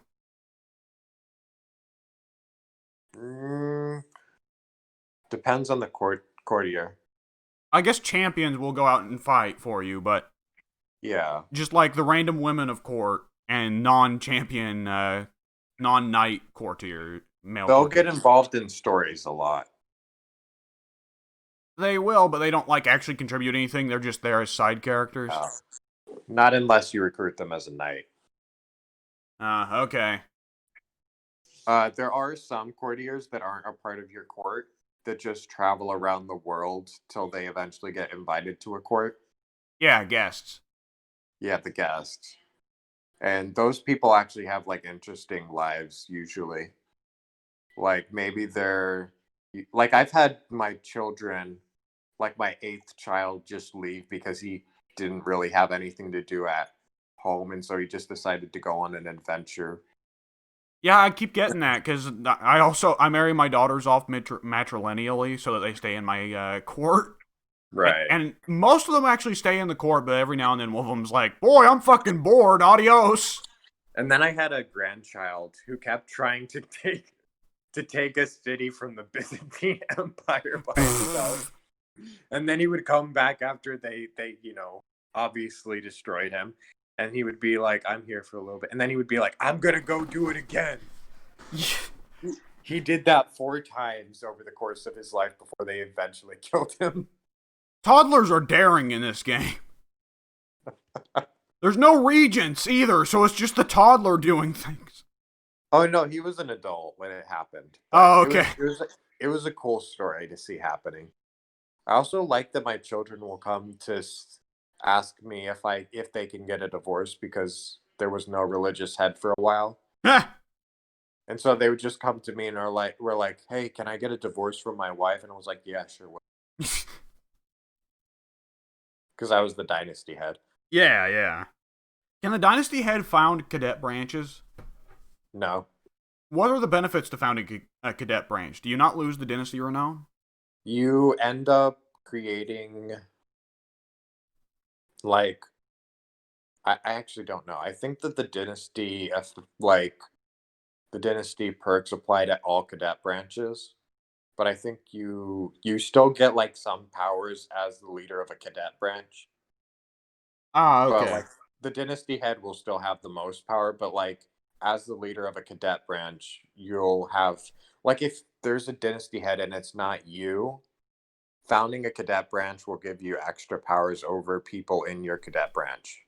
Okay, and in order to do it, do you just need to have like a certain amount of fame? Yeah, I think so. Okay, because I didn't find out until just like before I stopped playing that you can make new kingdoms. You don't have to make a claim to an already existing de jure kingdom title. Yeah, you can do that. Okay, because I was like worried this entire time, like, man, I'm gonna keep losing land until I become king of England. Oh wait, I can just make my own kingdom. Fuck. Or you could just, not create duchy titles. I was still on Confederate partition because I'm not the head of the Norse culture, and the head of the Norse culture never bothered to try and go for high partition, so I couldn't. I know, but you can still, like, if you have one duchy title, all counties that you own will still stay within your realm. No, under Even Confederate if they're not. partition, it will create new titles. If new titles can be created, Confederate partition will create new titles and then hand them out to your kids. Oh. Okay, I guess that wasn't the case in CK2. They changed it to prevent that exploit from happening. I didn't realize that. I just rushed to Kingdom of Romana in my game, so. Yeah, for my part, I was thinking the same thing. Was like, because like I took over Northumbria and Lancashire and immediately destroyed their titles, and I was like, sweet, no, it's all gonna be mine. And then I died, and it recreated the titles for the dipshit's sons. Okay. Yeah, you just need to I think if you even do the middle partition one, that one will prevent that from happening. Yes. Confederate partition is the only one that just creates new titles. Yeah. But you have to wait on the tech tree, and the tech tree takes fucking ever. So unless you have really high learning. I was researching techs within like 2 years. At 40, was it at 40 learning? Yeah, like 40 learning, and okay, because being at 20 learning did not help that much. I also had I went down the science tree in the learning section. I went down the scientific tree, and yeah, I was able to get like techs within 2 years of choosing them as the fascination. Okay, but I was. Well, wait, you were the head of the culture. Yeah. You have to be the head of the dynasty to do that, or the culture. Sorry, you have to be the head of the culture to be able to do that like that.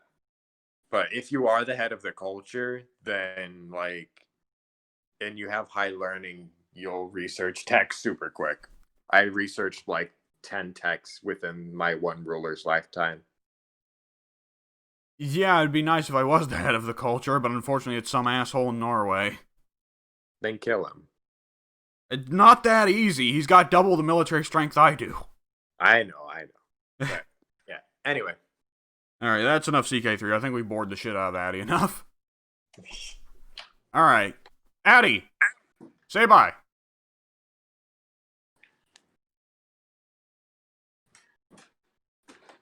Addy, say Confederate partition.